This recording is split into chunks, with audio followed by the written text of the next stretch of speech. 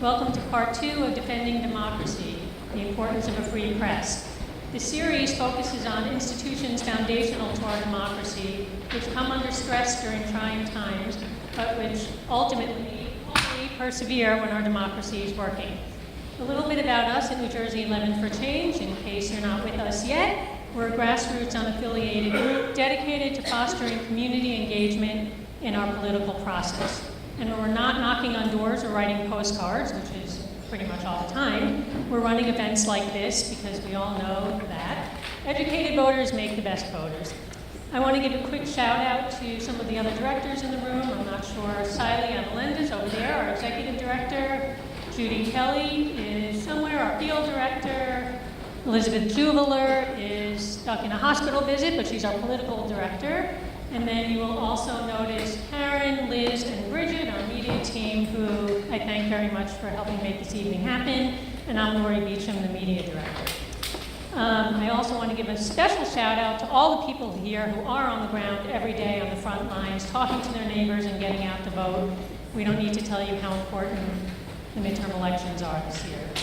If you're not one of us already, please, please, please sign up at the tables on the side on your way out so we can capture your information. Join us on Facebook at New Jersey 11 for Change Members Official, and Twitter and Instagram if that's your thing.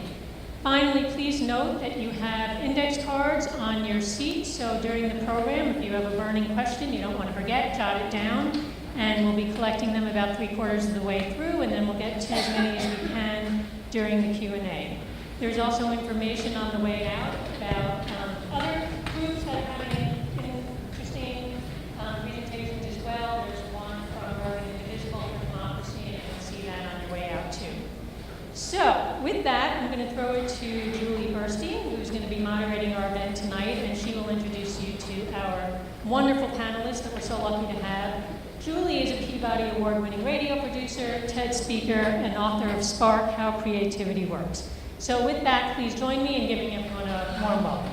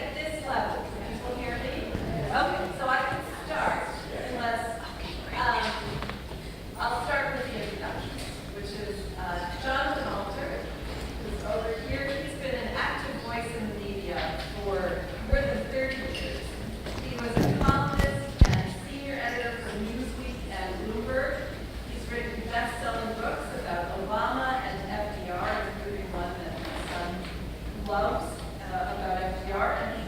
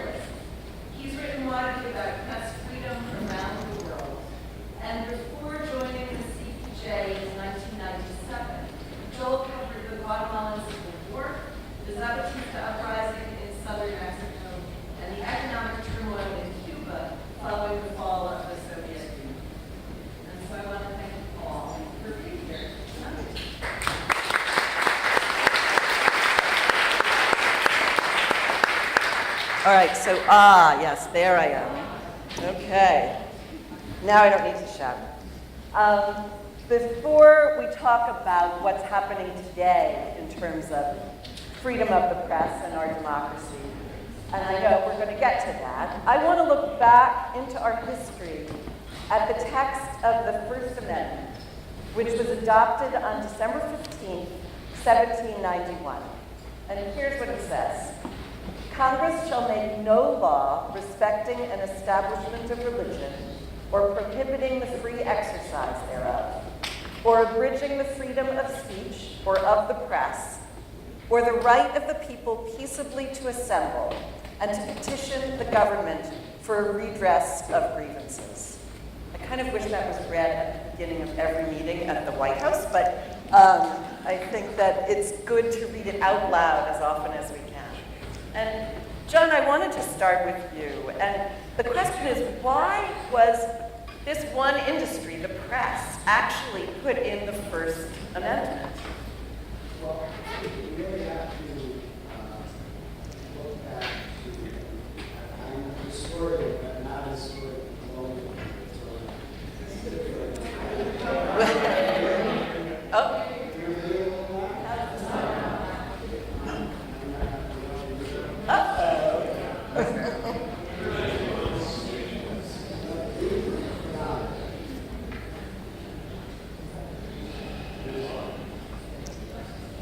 And you know what, while we're trying these, Tar, can you say a few words? Check, check.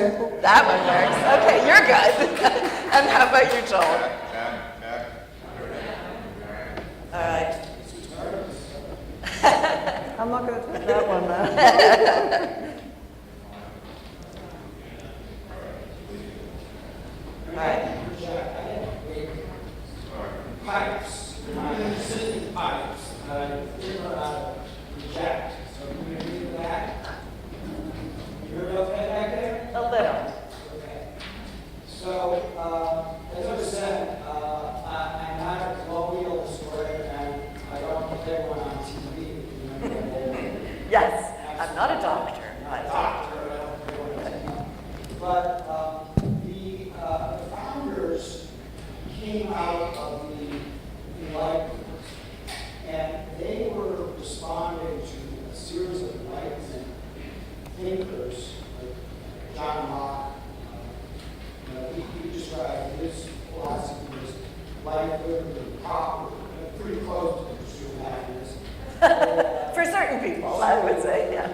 For real estate business, so Here. it's yellow. Okay. There we go. Okay. So I'm good. So the Enlightenment thinkers, they might not have had what we would describe as a pure free press approach, but they believed in liberty, and they wrote brilliantly, and we were lucky enough to have a series of, yes, white men, most of whom owned slaves, or many of whom owned slaves, not John Adams in the North, but a lot of them did. But they understood the importance of a free press. So Thomas Jefferson famously said in a letter that if he had to choose between a government and no press, or press and no government, he would choose the latter. That's how important he thought it was to establishing our freedoms. Now, after he became president, he started getting hit with all these stories like, oh, he's sleeping with a slave, Sally Hemings. This was all going on in 1802 in real time. This was not historians saying that Jefferson was sleeping with, she was described as Dusky Sally. He kind of changed his tune a little bit on the press, but not so much that he actually wanted to crush it. Now, Adams was a little shakier, and if you look at the things that he wrote about the press and the language of the Alien and Sedition Acts, it was a little shakier. So there were a series of cases, the most famous of which involved a printer named John Peter Zenger, which introduced this idea into the marrow of the American system, that to ensure our liberties, not just from England, but from tyrants in general, we just absolutely had to have a free press. It was bedrock to our whole system. And I was really glad to see Admiral McCraven. I think many of you might remember his name. He was the commanding officer in the mission that killed Osama bin Laden.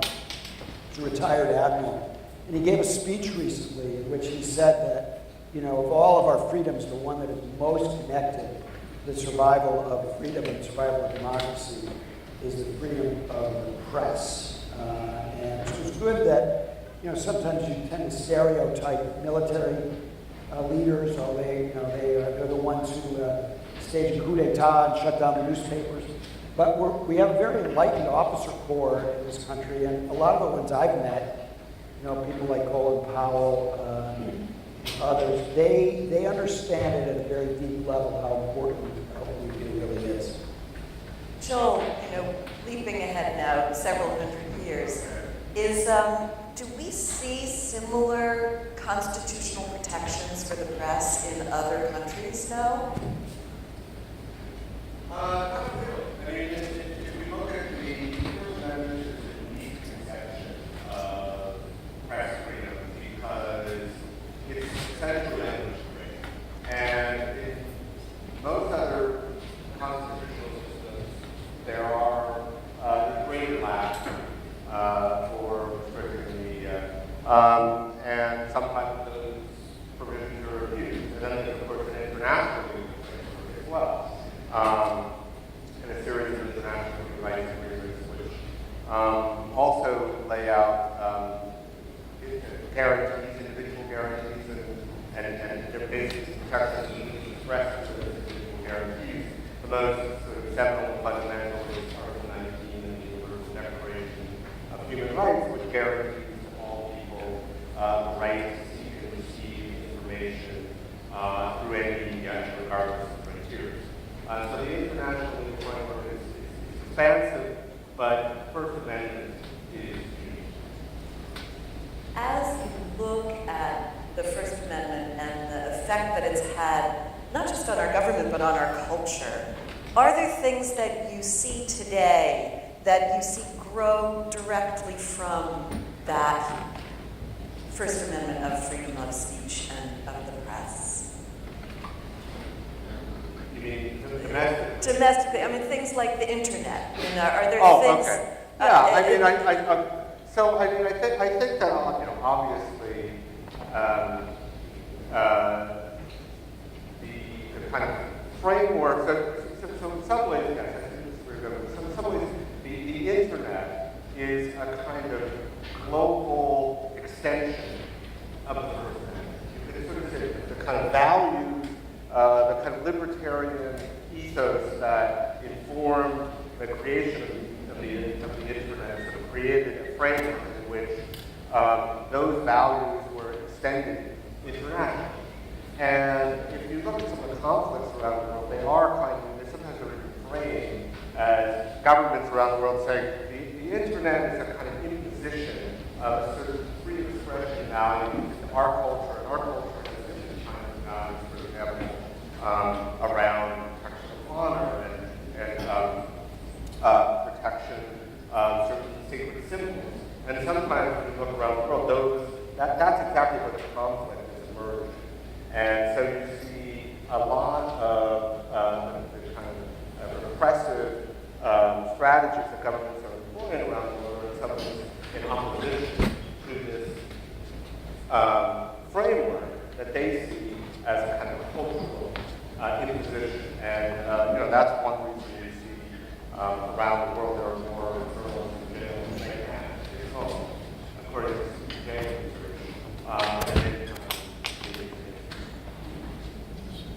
Tara, you grew up in a country that doesn't have a free press.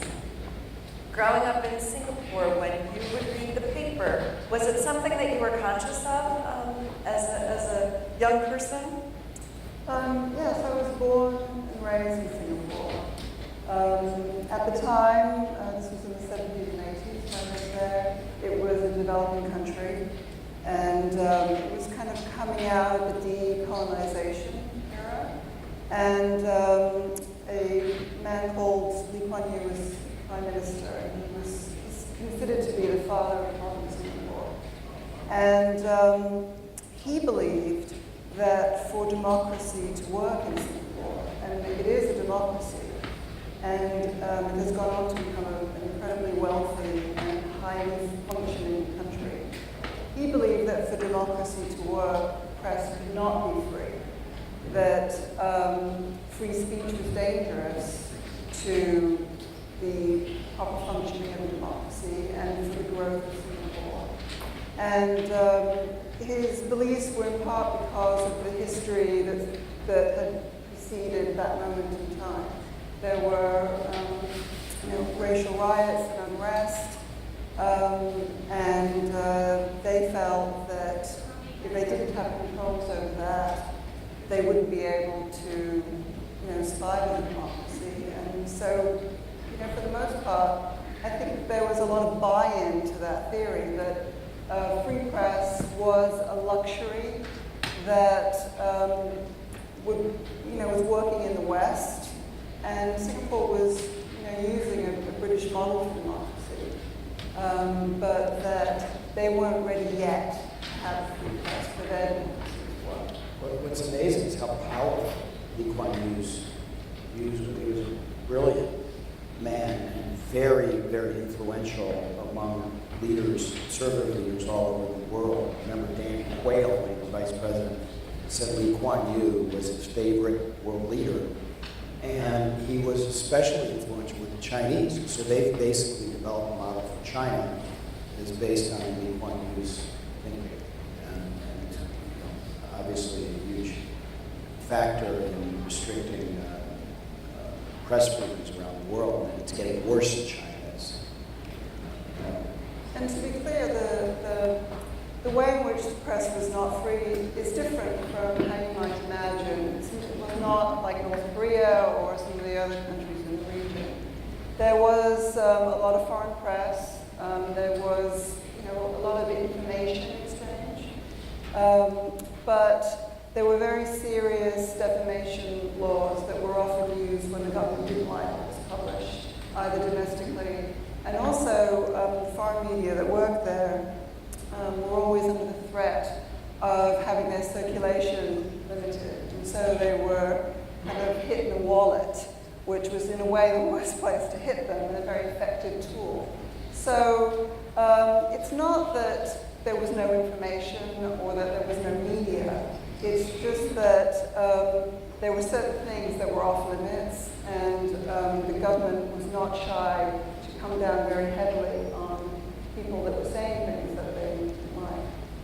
Talking about the Lee Kuan Yew and the way that the Singaporean leaders frame the repressive strategies, they kind of point to the ideal, the media ideal of responsible, balanced, fair media, and their perspective is basically, well, if that's the ideal, then shouldn't we just, regulate to ensure that? And it's from the government's perspective, of course. And I think that's a very appealing argument. And as you said, you see, with the region and certainly with China, you see governments embrace that framework. There are many frameworks for repression around the world. And one new powerful tool they have is the phrase fake news, which has now gone viral and is used by tyrants all over the world. I think when we look back on this dismal period, the exporting of the concept of fake news will be one of the most malign influences of all. Because when Trump's gone, those countries will still have leaders who are using that formulation. But one thing that's interesting to me is that his other,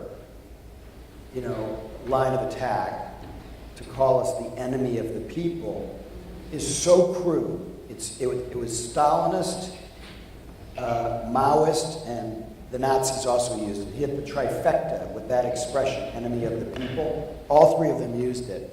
It was Pat Cadell, who had been Jimmy Carter's pollster and then went with Ross Perot and eventually Trump, who introduced it in an American concept 5 years ago in a speech where he said the American media was becoming the enemy of the people. But it's so crude that sophisticated leaders in foreign countries are not using it. I think because it reminds them of their own totalitarian past in a way that's not subtle enough for their purposes. Have you found that also, Joel, that Oh, yeah. that phrase is not being picked I up? think it's kind of, oh yeah, absolutely. I'll get to that in a moment. But I think it's really important that, there are frameworks for repression. And the way in which U.S. leaders sort of present their political ideas really has a tremendous impact around the world. So, we talked about one framework for repression is the media should be responsible or truthful. And the government determines what is responsible and what is true. And when that line is crossed, the silence.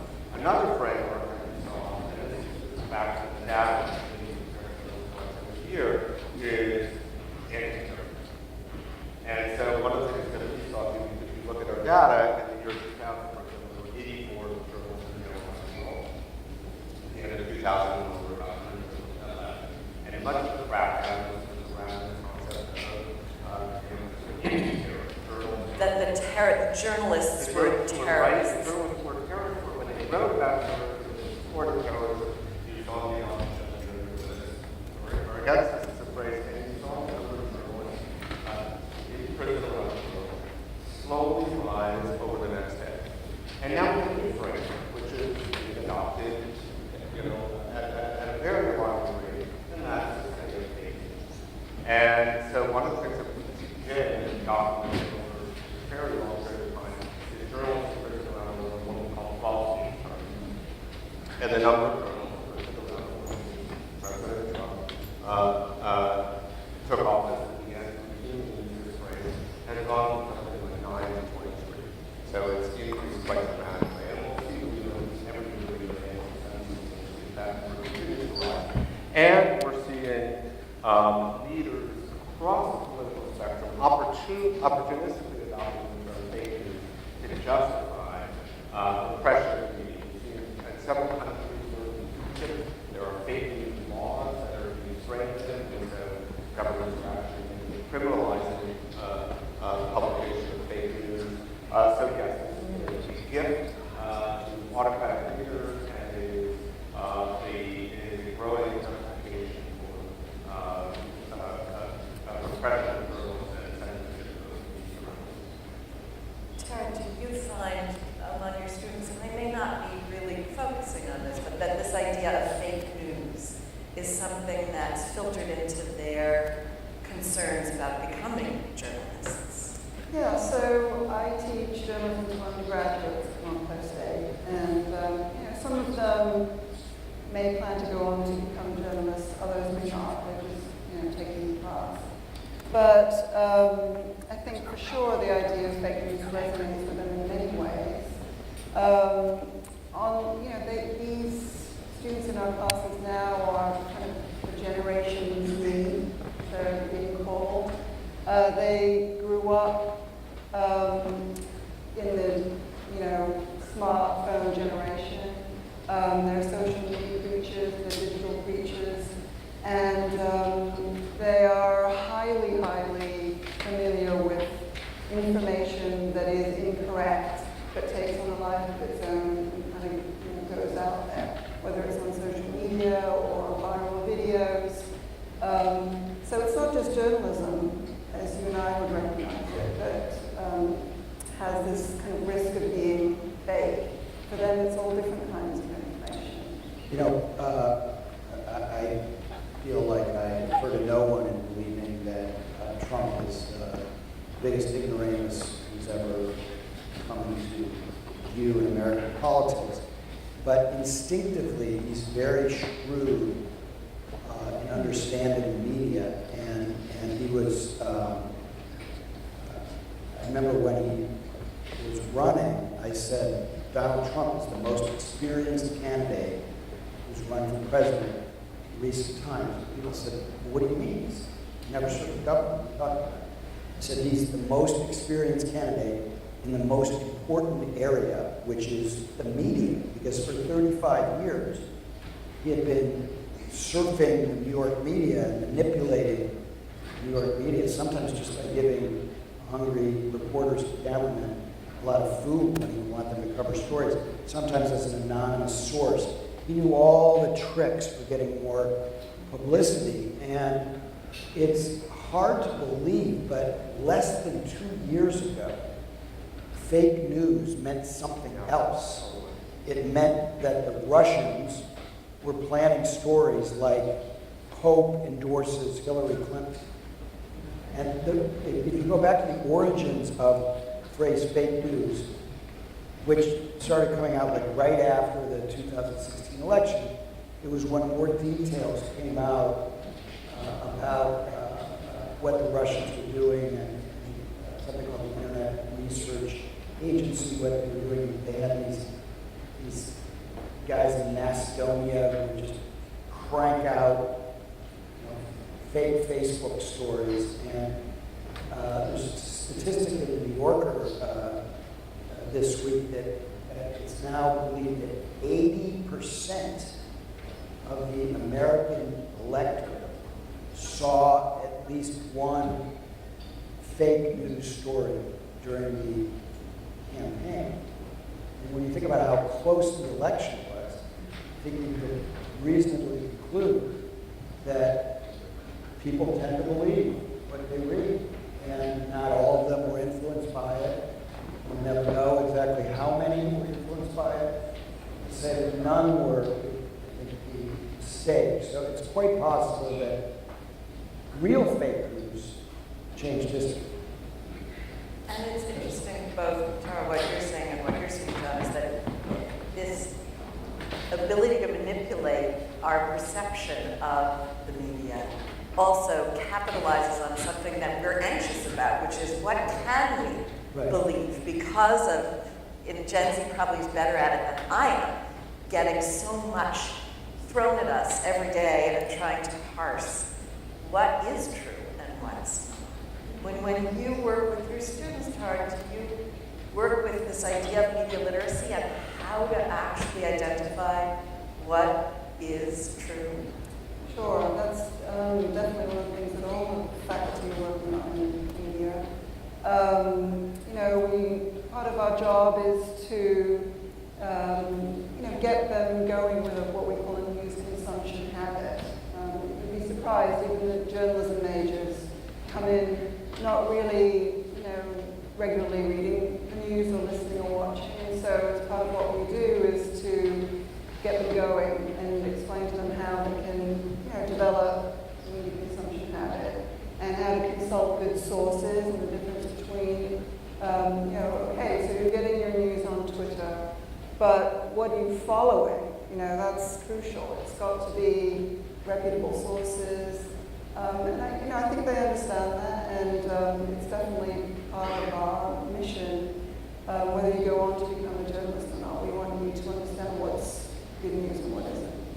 Yeah, we started out talking about how First Amendment values were sort of baked into the initial conception of the internet and how those, the ability of people to communicate across borders, share information for governments, limited ability to censor and control that was a great threat. I should also note that the wheel is turned, and governments, in fact, have become very adept at using this technology and exploiting this technology, and that one of the new emerging threats and new emerging forms of censorship is not restricting information, but bombarding people with information to the point where they no longer can process or determine what is being known and what is not known. This is a very deliberate strategy. You see it in places like China, where they have these massive control armies that post information and drown out critical voices. You see it in countries around the world where governments are taking over social media and churning out information. People who are employed for this purpose. You see the development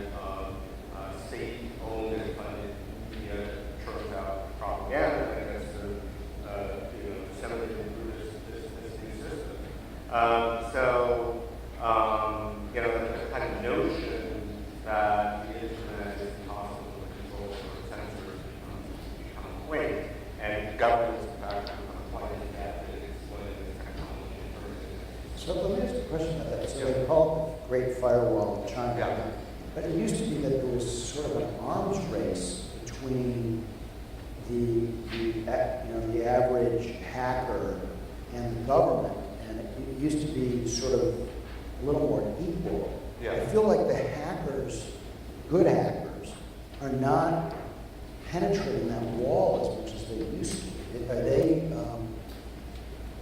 sort of routed, or do they have a chance of finding technical ways of drilling holes in the firewall? Yeah, I think the kind of conception of the Great Firewall is a little limited. The Chinese government has so many different means of controlling and managing information, and of course,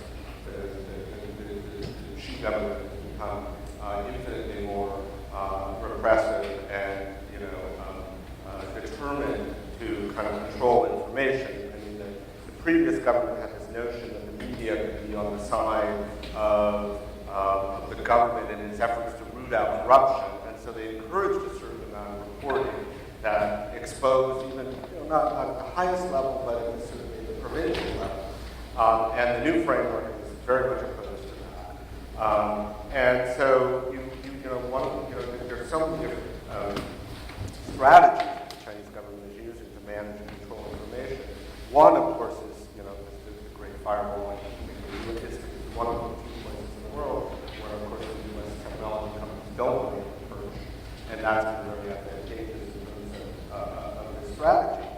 But I think that essentially China has proven that a determined government with tremendous resources and political will can, in fact, stifle and control and manage information at the state level. And of course, that's a compelling example that's inspired many other countries around the world which are trying to emulate this strategy.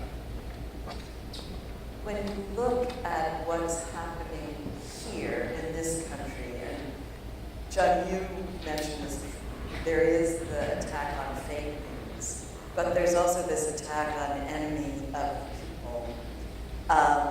It's gotten to the point that the Senate passed a resolution last month saying that the press is not the enemy of the people. Yeah. Is there a danger when the Senate and all of the newspapers across the country said we are not the enemy of the people? Is there a danger in adopting the language that Trump is using, that Trump is stealing from all of these autocratic and authoritarian governments to respond to it? Is there something that the press needs to be doing that changes the argument? Well, no, I actually think it's fine for them to do it and to get a national conversation going on it. Because I think the American people are sensible enough to know the media is not the enemy of the people. And it's been a very good year for the American media, 2 years almost. In that circulations are up in the New York Times and a lot of other places. And there are an awful lot of Americans who recognize how important strong the media is. So I think he loses that argument. I don't think that his base is bigger than any of us are comfortable with, but I don't think he's going to win that argument. And I changed a little bit in my approach to responding. And some of you may have noticed that Chuck Todd, my colleague at NBC News, also he responded very, very strongly on Sunday. It used to be that we've been criticized for so long. I mean, I joined Newsweek in 1983. I was the media critic for 10 years. And before the internet, we would get like letters on, the red typewriter with all caps, right? Saying you have a small penis, whatever they were going to say, right? And so this idea of the kind of things that most people are just being introduced to in terms of trolling or the kinds of things that people say on Facebook, we've all been dealing with for a very long time and developed very thick skins about it. And it's one of the reasons why you don't find very many journalists who believe in safe spaces on campus or trigger warnings, because that's not what the real world is, and people just need to toughen up and recognize that that's the world we live in. But our reaction to it used to be circular file. I'm going to take this stupid letter and I'm going to just throw it in the garbage. Or even if,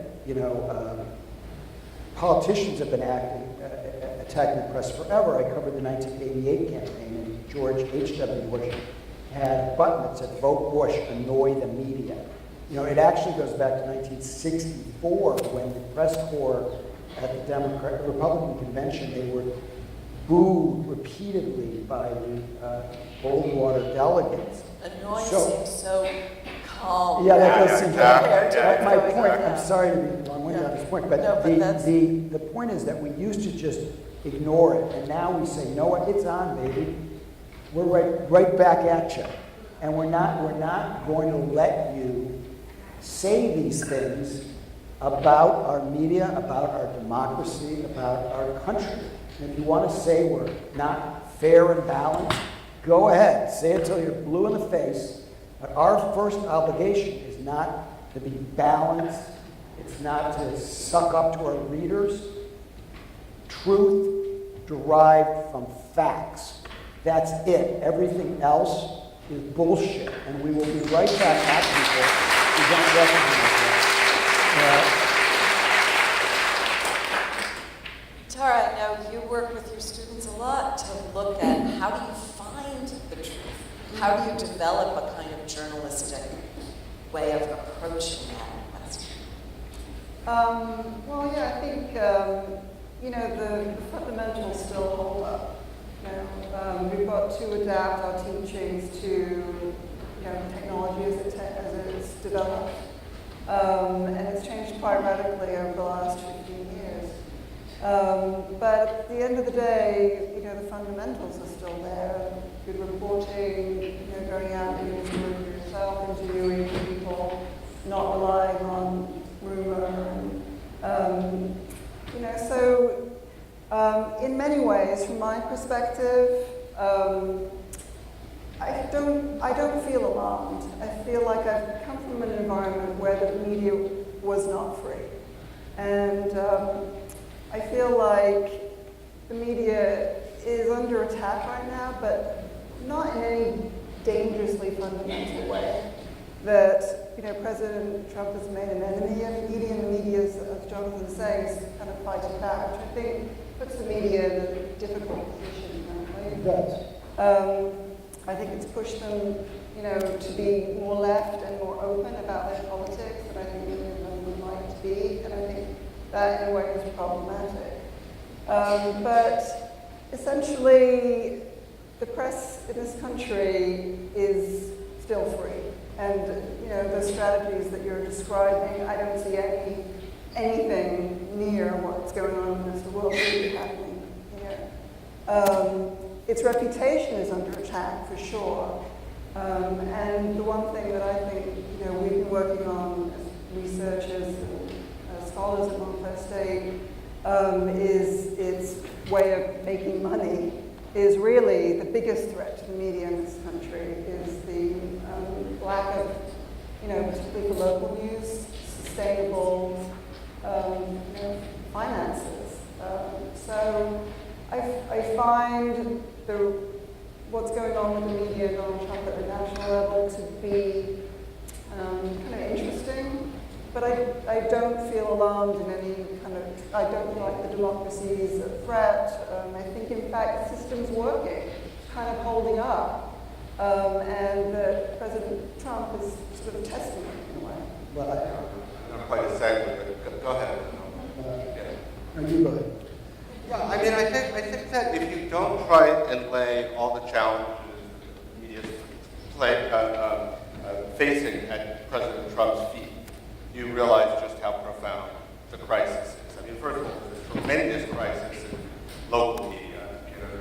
The local media is just disappearing across the country, and so the media that people engage with is the media that's covering the White House, and that's a kind of polarizing media that really, people tend to perceive through their own ideological filter the way they cover issues that they care about, and they see the battles, in the White House press briefing room, which is a very distorted environment. So that's how they engage with the media instead of with their local reporter at a local newspaper, and so that creates a crisis.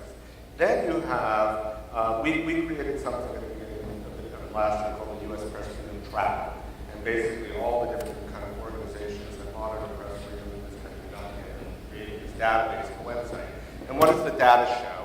It shows that one of the most dangerous things is covering demonstrations and protests, and that protesters are turning on journalists and physically assaulting them. This is not a phenomenon that began with Trump, or predates Trump, and that the police have adopted very aggressive tactics against the media, and that dozens of journalists have been arrested covering demonstrations. So that certainly troubles me. Then you have the kind of legal environment, and this began under the Obama administration, of journalists being caught up in aggressive leak investigations, particularly leak investigations under the 1917 Espionage Act, which basically criminalizes the publication of classified information.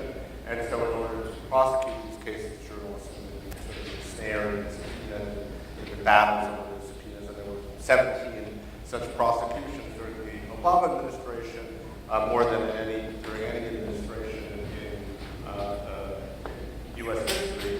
And then you have an Attorney General, Jeff Sessions, who basically, at the end of the way that conflict was temporarily settled, was the Justice Department agreed to put in guidelines that limited the circumstances in which there was subpoena journalists.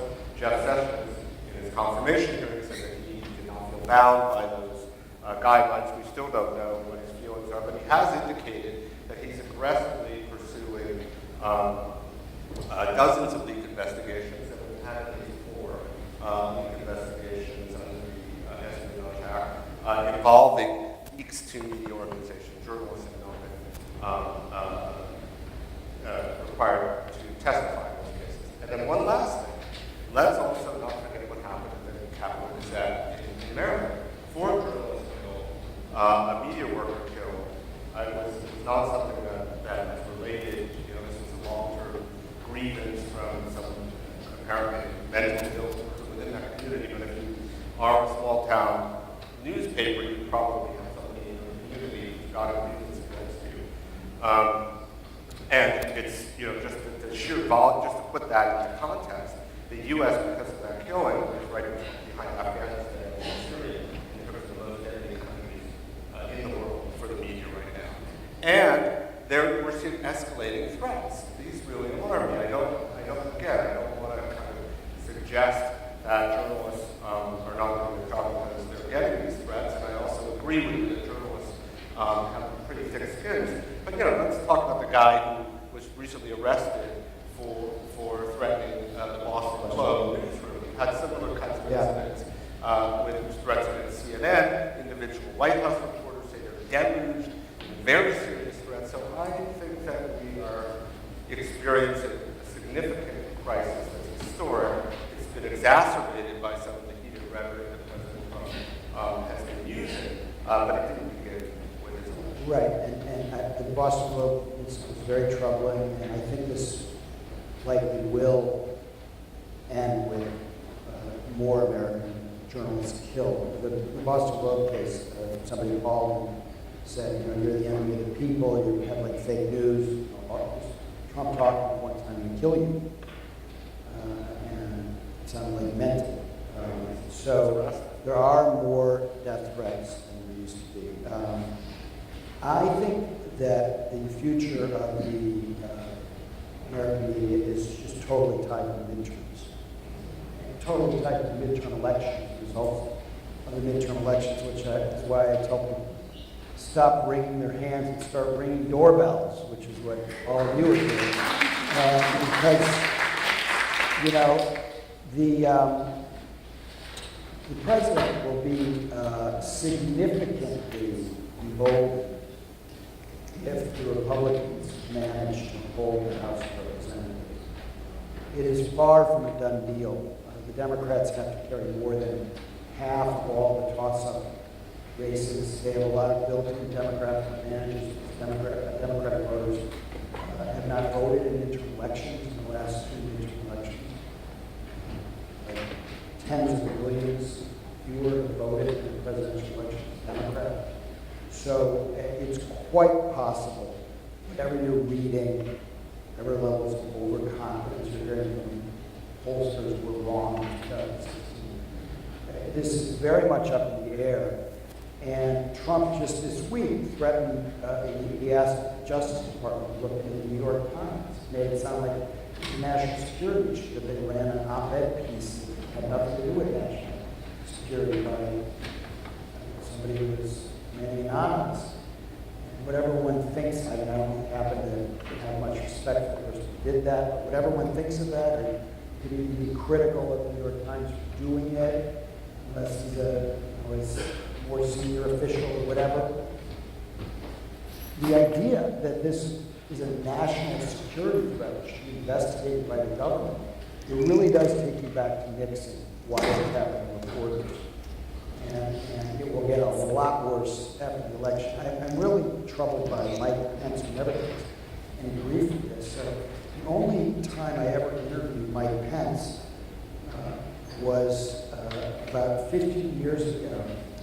And I was interviewing him because he was one of the few people in either party who was in favor of a federal shield law to prevent journalists from being thrown into jail if they didn't reveal their sources. And I was like, wow, I found a Republican who's, for a federal shield law. That's pretty interesting. And, I did a nice interview with him about it, and he gave all the reasons why journalists deserve protection. Now, I'm sure he'll be the first one on cracking the whip when Trump tries to make it harder for us to do our jobs. It's validated by the election. John, are you finding among your colleagues that this increase in rhetoric, this increase in threats is affecting the way that people are doing their jobs?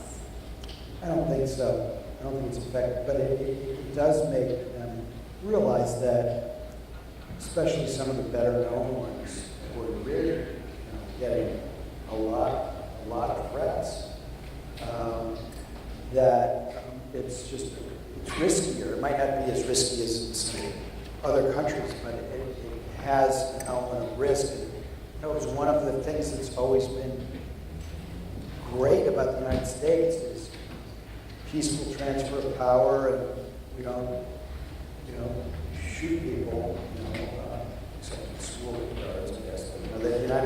But, we don't have political killings in this country the way they have in so many parts of the world. And the idea that might be another threshold that we're about to cross is scary. And then I think your point is huge on local news. We're so lucky in Montclair, we have 2 local newspapers. I can't think of another town our size that has 2 weekly newspapers. Most have none. And it is even affecting Washington coverage. People think that it's so, that Washington is covered fine, and the real problem is at the local level, at the City Hall and State House. And that's basically true. But I read in the paper this morning that Lisa Murkowski from Alaska and Susan Collins from Maine were both under pressure now in terms of the Kavanaugh vote. There is not a reporter for their newspapers in Washington. So they're not really under any pressure. The only pressure that they, maybe the editorial page, some of those papers, but there's nobody holding their feet to the fire. Hey, a local reporter that they care about. They care much more about the reporters from their states than they do, if I call them the Daily Beast, they don't care, But if you're calling from Anchorage paper or Portland or Maine paper, they just pick up the phone. The problem is there's nobody calling or nobody interrupting them in the hallway and saying, Senator Collins, you were told by Brett Kavanaugh that Roe versus Wade was settled law, but he said on August 16, 2007 in this document that it wasn't settled law. What do you say? That's what reporters need to do. And when they're not there, when the local newspapers have disappeared, we've got a real problem. Tara, I know when we spoke in preparation for this event, you looked a lot at what is some of the things, the positive things that are happening on the local level, and that collaboration and cooperation is one of those things. I wish it was going on in Portland and in Anchorage, but that this is one way that local media is addressing this issue of sustainability. Right, yeah, so, the hunt is on, has been on for a while, to find new models for making money in local news. For many years, there were huge profit margins, relatively speaking, in terms of display advertising. But with the advent of the internet, local and regional newspapers and news organizations were really heavily undermined. And so, what we look at Montclair State and the Center for Cooperative Media, which is based in Montclair State, is attempts by local journalists to find other ways to make money to support their journalism. And they've had some successes. Holding events like this one actually is one of the most successful ways that local and regional news organizations are able to make money. And they're highly inventive. They will, sell T-shirts and, Like really rock stars. Well, it's another industry that's having challenge. They're trying everything. And some of it's working, some of it's really failing. Expectations for how much money can be made in local and regional news are shifting. Motivations for people who are getting into local and regional news are sort of changing. A lot of people are going into local news not really expecting to make money, but are drawn in to, journalism for different, lots of different reasons. There are success stories, that local news point to around the country where, support from the public sustains them.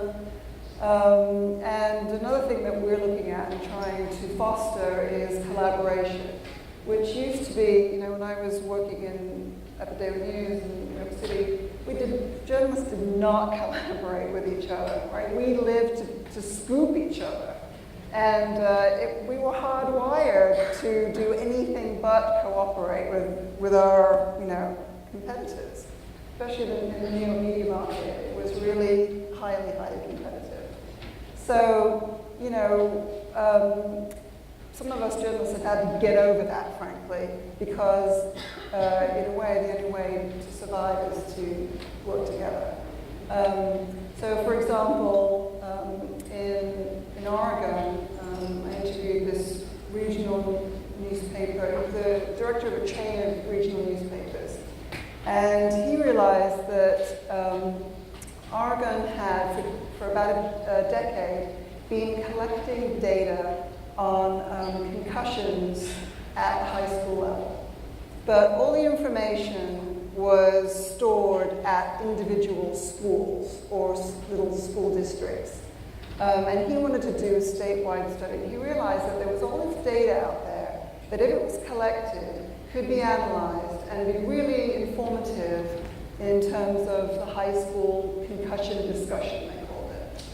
But he simply did not have the journalists in his newsrooms to go to 250 schools and file Freedom of Information Act requests and gather all of that information in. It's a colossal project. And so what ended up happening was he reached out to a non-profit organization that provided a journalist and a half. They had enough money for that. They collaborated with a university who provided data analysts from their computer science departments. They brought in New York journalists from solutions journalism, which looks at not just shining a light on problems, but figuring out how journalism can actually be used to solve problems. And so this quite large team of people working together were able to collaborate and bring in all that data analyze it and start producing stories that could shine light on this issue. And so it's a great success story for those of us who are looking at collaboration, because it shows that something that could not be done by this guy, when all this information independently, could be done if he collaborated. And so while there's a lot of, there's a lot of reason to be crying in your beer if you're a journalist at this point. There's also a lot of hope. There's, people are just trying to figure it out, and some things are working. And it feels to me like a highly transitional moment for journalism. And I guess based on what I'm seeing, I'm optimistic that we're going to figure it out. I think too, basically, it just takes a while for the new business model, which will be partly reliant on nonprofits, which are in some cases already beginning to step up. And that is a model that has a lot of potential, and also storytelling is time, especially local. Everybody does want to know what's going on in the community. So I strongly agree that it will eventually get sorted out. It's just the transition is painful. I think that the burden is on all of us to kind of pass the baton of what you rightly describe as the important values of reporting, good writing, good questions. That never really ends. And people will get used to the new model of when opinion journalists like myself, how far they can go. We're moving more toward a European model, or actually toward an early American model of what they call party press. When I was talking about Thomas Jefferson, in those days, there were newspapers that were associated with parties. It really wasn't until the 20th century that ended. I think we're moving back to that model, and you can see it on television a little bit. In some cases, it's Fox, it's like formal association. But that's not necessarily disastrous.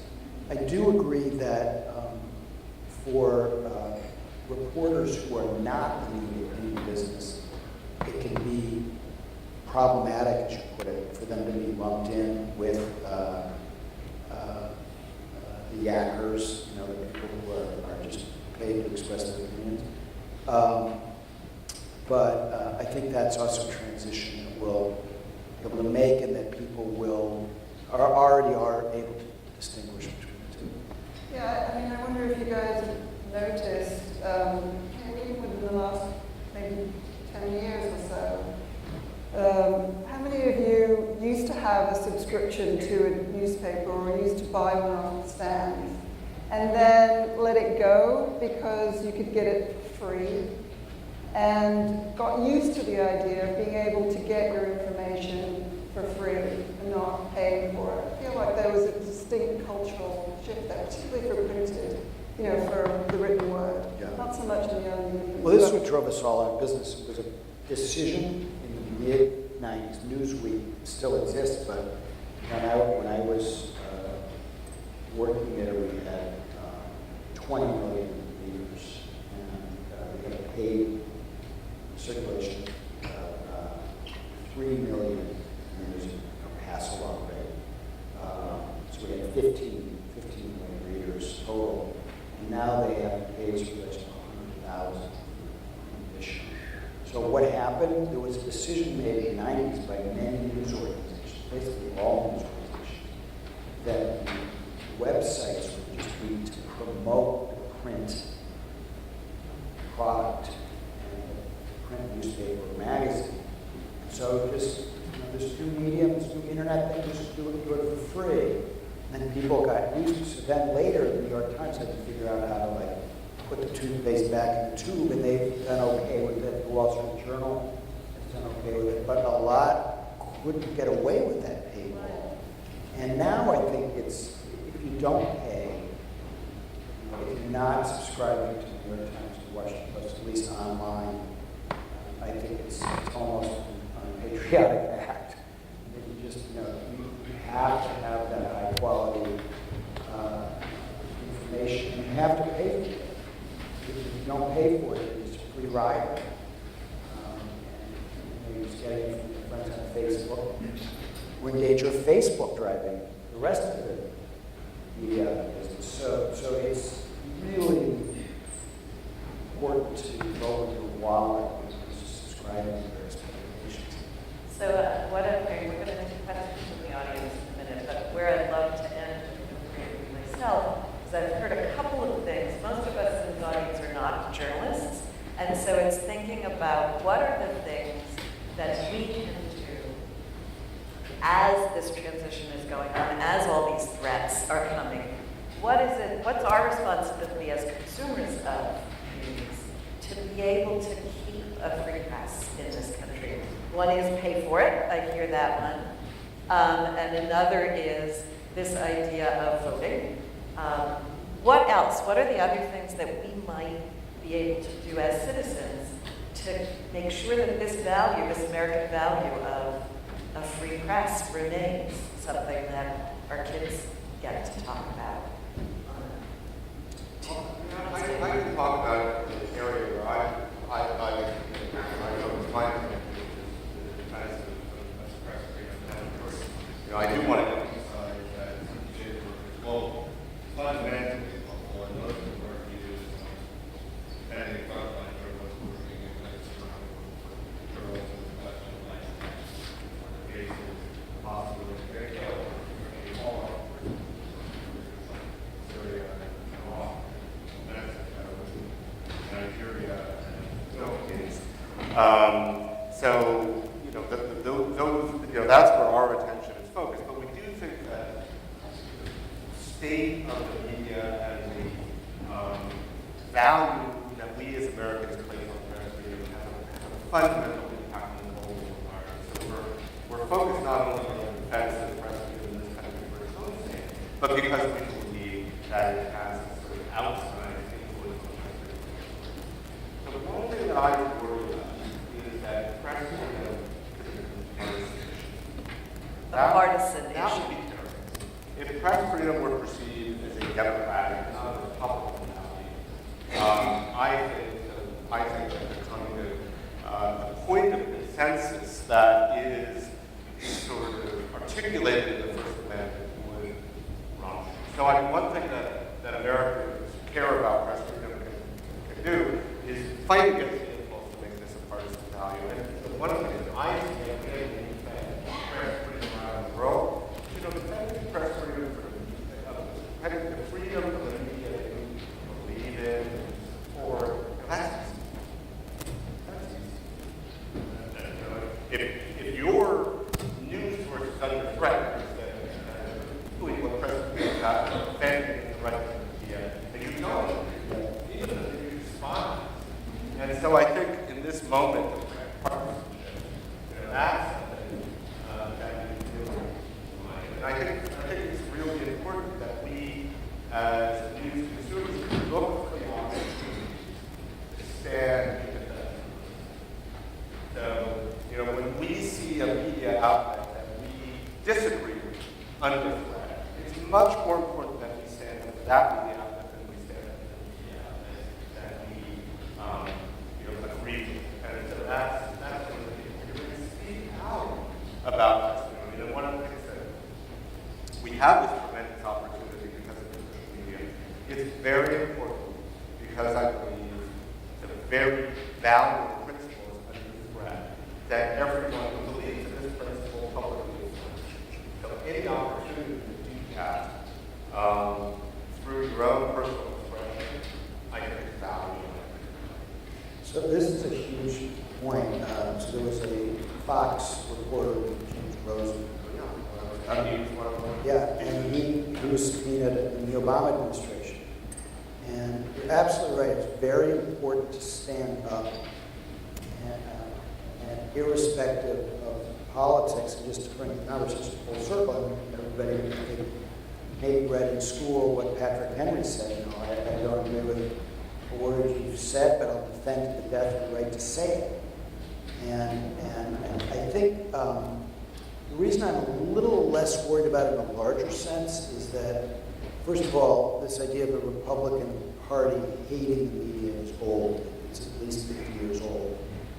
And we managed, and the other thing is that is a little bit comforting is that in their jurisprudence, for a lot of reasons that relate to religious freedom, but there's this strong strain now among conservative jurists to use free speech, to use the First Amendment for all kinds of things and all kinds of legal arguments, sometimes legitimately, sometimes less so. So I'm not so worried about them losing contact with the first principles, but I am worried about the next generation. And it's partly because in a more global world, when some of those global values seep in, they're different values. And remember, about 20 years ago, there was a move in the UN for what they call a new information order. It was a way of, saying, well, media's fine as long as it's accurate. If it's not accurate, it should be repressed. And that was their basic message, dressed up in fancy language. So I think it goes back to the classroom. And here in Montclair, we're lucky enough at Montclair High to have civics and government program, but civics instruction is atrophied all over the country. And so when you read the First Amendment at the beginning tonight, I think there are an awful lot of kids who get all the way through school without seeing the teacher on a whiteboard or whatever they use now, to explain what it is and what it means. And because it's not testable like reading or math or other things that schools are judged on, civics feels a little musty, a little old-fashioned. I'm sure it sounds like a home ec or something. But we need a revival of civics so that these values of press freedom are passed on. One of the things that I found when I read the First Amendment, and I thought, had I ever actually read it? I'm not entirely sure. Is that it does feel musty, but it also feels so complex and open-ended in a way that I hadn't anticipated. That it isn't written in a sort of, here's the box and we put everything in the box. That there is this need to teach it and to also understand that it is there for interpretation. Yeah, when you say respect and establishment of religion, that leads to what they call the Establishment Clause. There's a whole big body of law that relates to religious freedom that is just connected to that one phrase. Yes. And I just wanted to emphasize this other point you made at the beginning, which is that, think of the thousands of industries that there are in the United States and that there were in colonial. All of the occupations and things. There's only one industry that is mentioned in the Constitution. It's not mining, it's not Blacksmiths. being a blacksmith, which was important. Farmers. Irrigation industry, which was very big. Yeah, farmers. Everybody was a farmer. Farming is not mentioned in the Constitution. And so it just gives you a sense of why we're not just a widget company.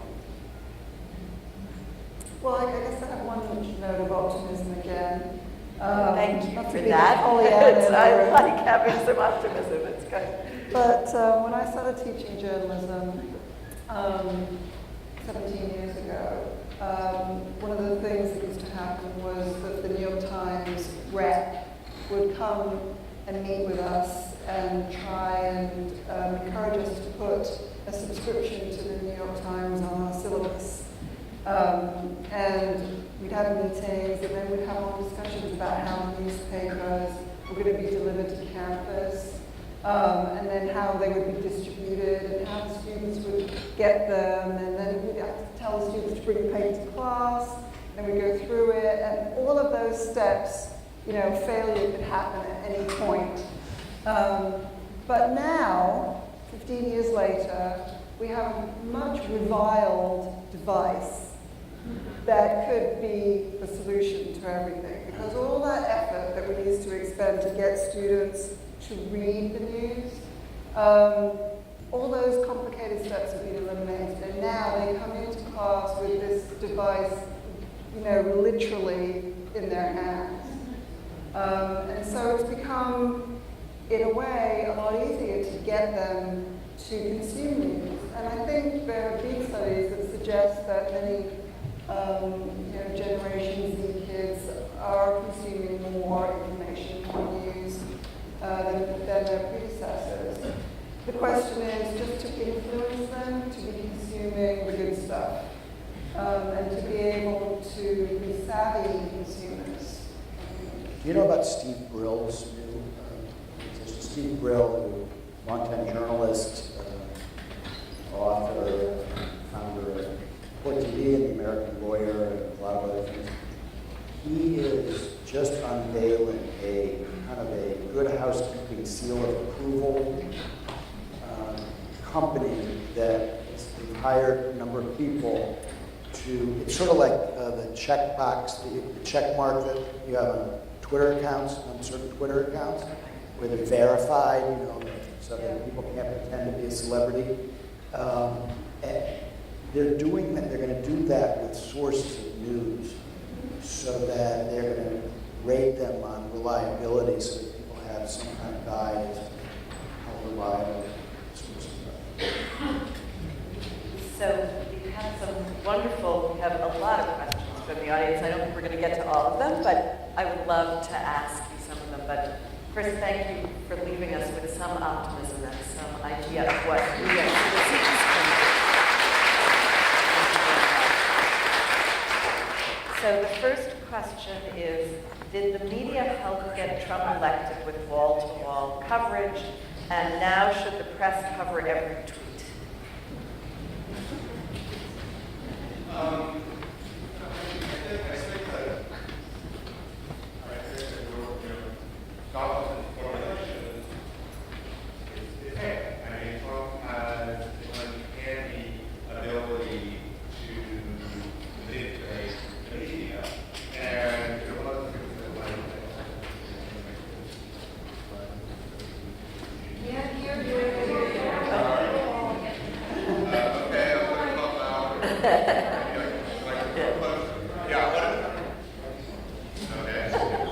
It's our night, the press night of bad mice.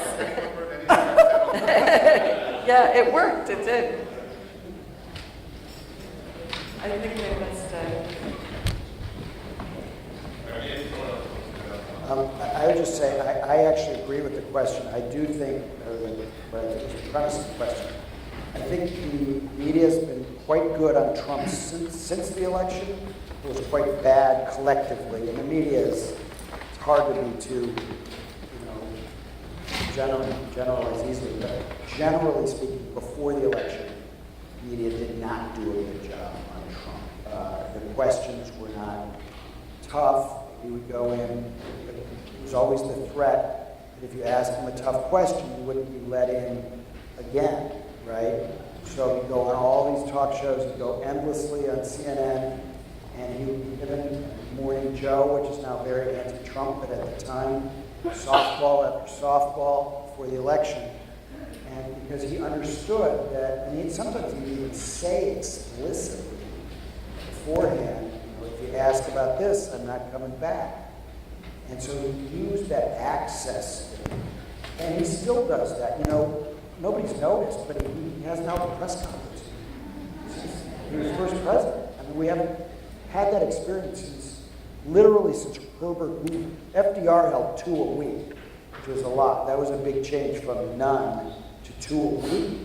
And presidents since then, they've held them at least, once every couple of months. This guy doesn't hold any press conferences. He just talks to friendly reporters. That's it. So I do think that the press was overall manipulated by Trump before the election, and he understood the sort of conventions of our business in a way that Hillary, even though she was told you should call into the show, they'll put you right on the air. You can go, you don't even have to leave your house, and you can go in there, on these shows, and she wouldn't do it. And there was, so that one's on her. I was a reporter. Can you hear me? I was a reporter in the 90s when, do you remember the Mark Maples and the divorce with Ivana, and all of that, and how many front pages of the Daily News he was on? He would just call up the columnists, Linda Starsby and others, and get him to start on the front page. He loved it. So it's funny looking back now. I can feel this being going in and out. It seems strange how the media, because it's a creation of it. And he really seemed to love it back then. He was so, I went over to Trump Tower and interviewed him in the late 90s. He couldn't get over there fast enough. He ate it up, Yeah. and we let him do it, and it was sort of amusing when he wasn't in politics. It seemed like stakes were that high, and he got away with it and understood that he could continue to get away with it. But I think now the worm has turned, and it's not like he's going to get any of that back. So what I'm hopeful is, even though 40% seems like a lot of Americans who have been convinced that he's a good man, despite his obvious poor moral character, despite that, I think that the debate is now sort of solidified in such a way that even though it's very, I went to a Trump rally in New Hampshire. It was very unsettling to be standing in the press area.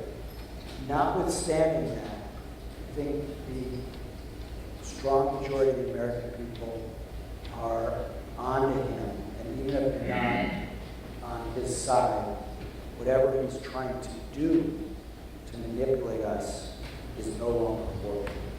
So that's the good news.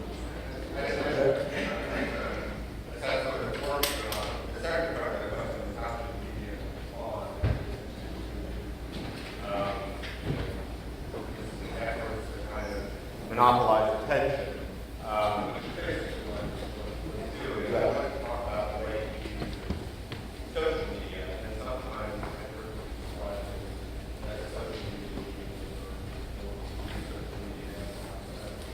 He's basically using Twitter to shop the nation. He does not care or know what happened on Twitter after this. I don't think he sees any engagement, knows how to do it, what is doing this. I think what he's trying to do is basically, do something that's shocking and express an idea that's shocking because the mere fact that the president has done so is newsworthy. And so there's a trap that he's saying, and it's particularly challenging for the modern statements he makes are about the media itself. And so we're constantly grappling with do we engage when he does that, or do we try to ignore him? There's really no answer, because when he engages in these provocations, it's often in response to critical news. And so she's a number of one of the things that changes society, because the media is very confident in the past of the media itself, instead of the traditional story. Second, it sort of undermines confidence in the story itself. And third, it sort of energizes his face. So it's working well for him, or it hasn't until now. So if you engage, you're in some way amplifying his message. But you really also can't ignore it, because the president of the United States, the past year fact that he's making a decision, is in and of itself newsworthy. And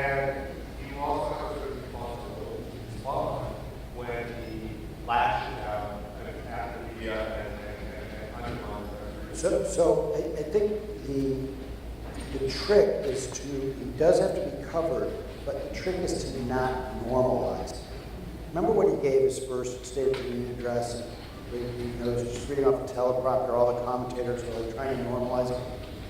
It's not normal. And as Eleanor Roosevelt said, this is no ordinary time. So I think the main media response, however they sort through, they completely agree that damned if you do, damned if you don't. However they sort through that, they have to make sure that the public understands that this is not normal behavior. Otherwise, the norms just keep getting eroded further and further. And we start to think that this is just the way things are going to be from now on. And we have to constantly tell people that this is shocking. Maintain our capacity for outrage. It is shocking.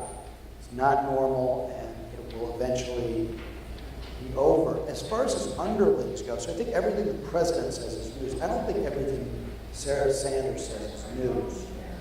And I think that in some cases, they just, if she's just lying every day, like, why show up? I mean, why go to the briefing?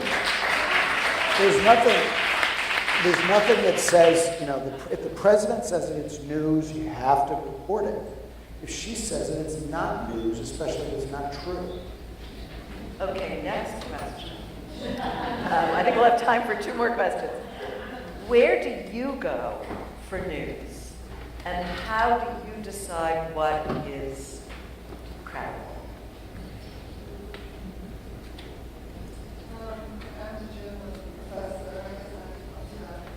Although I don't know whether you're here, I can give you my mic. Do you want my mic? Okay. Okay. Can you hear me? Okay. Yes. Where do I go for news? So, I'm a mom, so I have 3 athletes, so I'm always driving. And so I spend a lot of time listening to WNYC. I also, on my phone, have a number of different news apps, New York Times and AP News. I get my students to read those too. I use them to write my news quizzes. And I don't sit down and watch television much anymore, so I'm not doing that, but I'm watching a lot of stuff on my phone, and I listen to a lot of podcasts also. A new fan of podcasts, and then I'll go on the internet and I'll just read whatever. I'll fall down the hole and just go wherever it takes me. I believe, and I'd be interested, since you are both very familiar with the overseas press, but I believe the New York Times is the greatest newspaper in the world, pretty easily. And, it makes plenty of mistakes. I curse at it daily for one thing or another, but I can't really imagine not reading the New York Times. I happen to read it in print, but it's fun to read online too. And then much of the rest of what I get from dozens of what I consider to be reputable news sources through Twitter. And so it's sort of a fairly careful set of decisions on who to follow and which news organizations to follow. And I find that if there's an important story anywhere in the country or in the world, I don't catch all of them, but it's a much better way than it used to be before Twitter, before the internet, to feel like, there was this article in Le Monde or London Times or something that I probably should see, and somebody who I follow is going to bring it most of the time to my attention. I feel like after this, we should have a list of here are the things that for all of us we should be paying attention to.